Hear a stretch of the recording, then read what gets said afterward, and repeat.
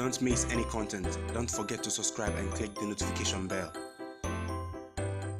Hey guys, welcome back to Sahara Football. For all footballers, young footballers to be exact, the dream is always to make it to the big time, to make it outside the shores of this country and play football and play the beautiful game and be successful at it. Unfortunately for Komla Adom, that wasn't the case for him. He was unsuccessful 5 times when he applied for his visa, and the 6th time was a successful one. He had gotten the chance to go and play at the age of 20 years. It was a remarkable feat for him and his family, who were excited for his new journey. It didn't end well for Komla Adom, who drowned in a swimming pool, died 15 minutes later after being taken out of the pool. I'm going to tell you the story of the Ghanaian, 20-year-old Ghanaian who died in a swimming pool. He was in to fulfill his dreams of playing football. I'll also be talking to you about Partey's move to Arsenal. Former captain of the Black Stars, Stephen Appiah, has also pitched in his opinion on that and many more. If you're new to the channel, I'll advise you to subscribe to the channel and to click on the notification bell to get more updates. So, as I was saying earlier on in the show, Komla Adom is a 20-year-old Ghanaian who was in to fulfill his dream of playing football. 20 years of age, he unfortunately drowned in a swimming pool, and that was how his dream and life were curtailed. A full of life young man who had the whole world ahead of him, who had his future to live, but it wasn't to be for Komla Adom. Now the story is narrated here by the coach, owner of Sporting Club FC, the Ghanaian club he last played for, narrates how the incident happened. As per the accounts given by the CEO of Konongo-based Golden Palace, where Adom began his football career, official Denmark police briefing indicates that he died 15 minutes after he was taken from the pool. According to the police, Adom came with a friend to the pool at around 7 p.m. to swim. His friend was on one side and he was swimming on the other side. The friend, after some minutes, started shouting that he can't find his friend. So a rescue team came, and after 15 minutes, they found him. He wasn't dead when they found him, but he was weak, so they tried to resuscitate him, but he died on the way to the hospital. I have known him since he was 7, and he never liked swimming. I have been to places with him, and he never swam.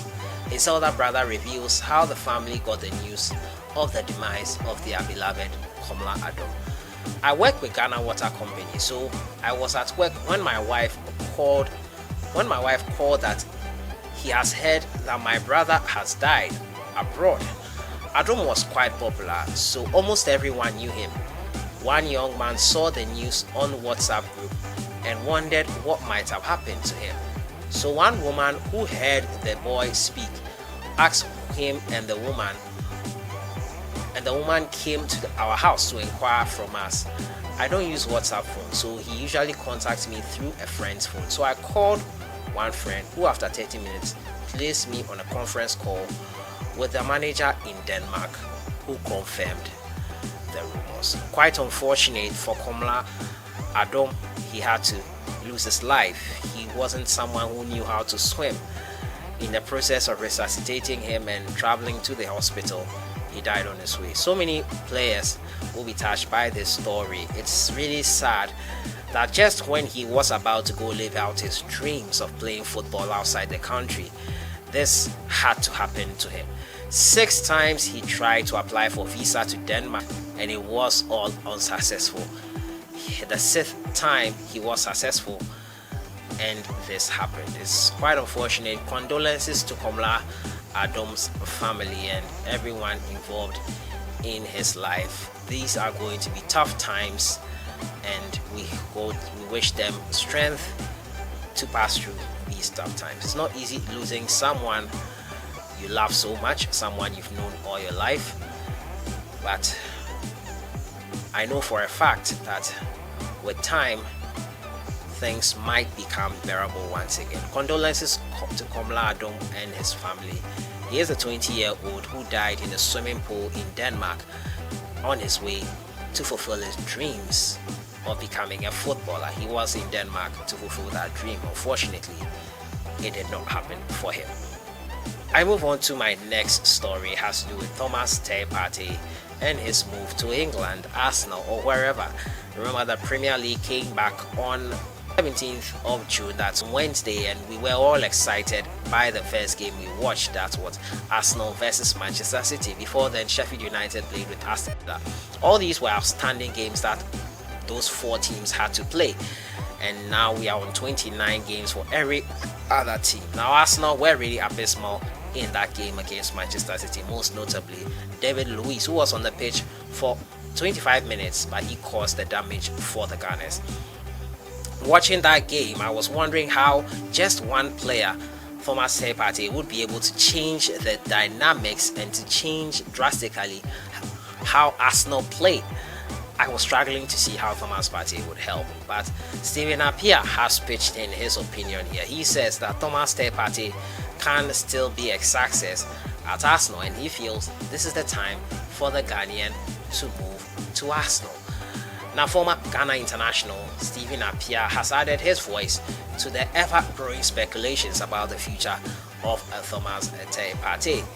Now, Partey is believed to be Arsenal manager Mikel Arteta's #1 target as he prioritizes signing a new defensive midfielder ahead of the new upcoming season.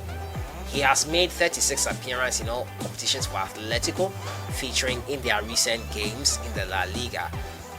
His contract with the La Liga side is set to expire in 2023. However, an extension which was given to him, he is yet to sign.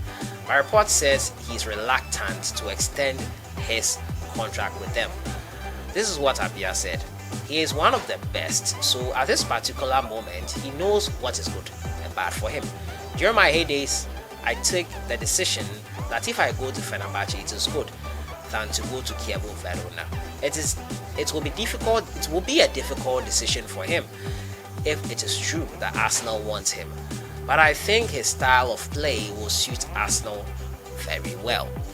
That's quite interesting. His style of play will suit Arsenal. This ever-growing debate will go on and on and on and on for a really, really long time to come. And I think Thomas Partey will be the best person to make the decision. It will be interesting to see if he would still be interested in joining the Gunners after watching them on Wednesday in the abysmal performance. I was really struggling to see how Thomas Partey's introduction into this Gunners setup will improve them in the least bit. But hey, you never know. Anything is possible.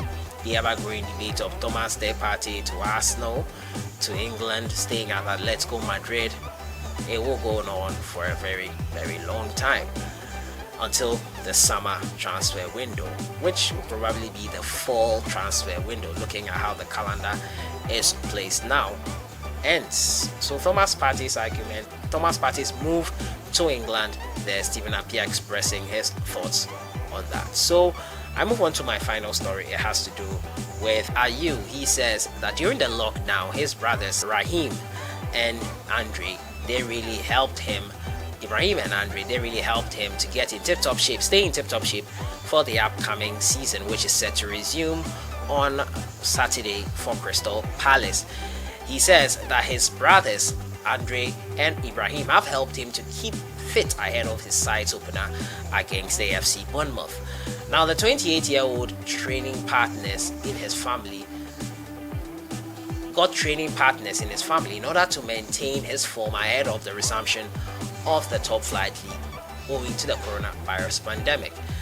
Before the Bournemouth game, Ibrahim wanted to come and spend the weekend to watch the game, but our game got cancelled and then his game was cancelled at the same time. So I called him and he said he would take the next flight and come to London, explained the Eagles striker. Andre's game was then cancelled, and he also said he would come for a couple of days as well. Recently, we really didn't know what was coming after the Bournemouth game. They brought their staff for maybe 3 to 5 days, but ended up staying for 2 months. Andre came with his family and with my oldest brother too. They were around 8, 9, and 10 in the house locked up. So we've been training together outside. We are doing our runs on the road, coming back, then played tech ball, that's ball sport, played with a curveball, 2 versus 1 and 2 versus 2. My oldest brother is a defender, so he was defending me and my other brothers attacking. We were trying to keep ourselves busy.